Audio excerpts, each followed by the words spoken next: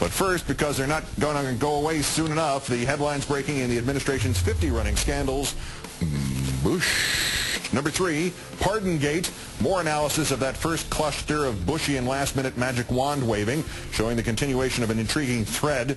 Mr. Bush had already pardoned John G. Smith of Texas, formerly of Vernon Savings and Loan, one of the thrifts that collapsed during the 1980s saving and loan scandal. Mr. Bush had also pardoned Kenneth Foner of Texas, convicted of embezzlement as a bank officer during the 1980s savings and loan scandal.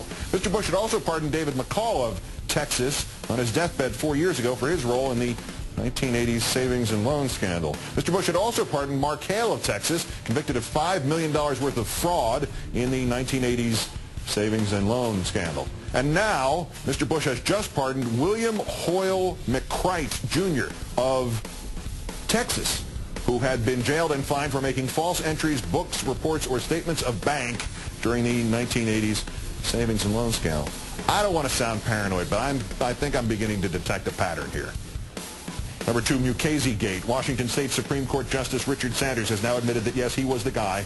Attorney General Michael Mukasey addressed a Federalist Society dinner last week, defended Gitmo, defended opting out of the Geneva Conventions. Justice Sanders finally stood up and shouted, "Tyrant, you are a tyrant."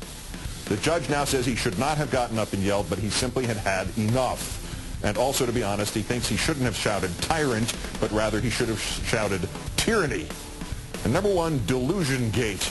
Karl Rove on Fixed News actually claiming that at the intersection of politics and policy, quote, "At least in the White House I was in, policy won out. The president I worked for, George W. Bush, said, you know what, let's do right, and the politics will take care of itself." You said that, Karl? What a guy. It was policy and not politics when the U.S. attorney's offices were purged.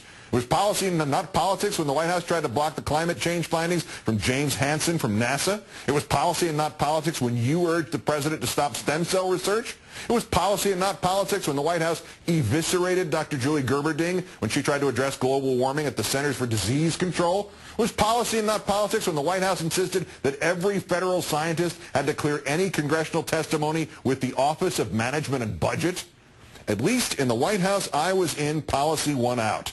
I'm afraid that White House, Mr. Rove, existed only in your imagination.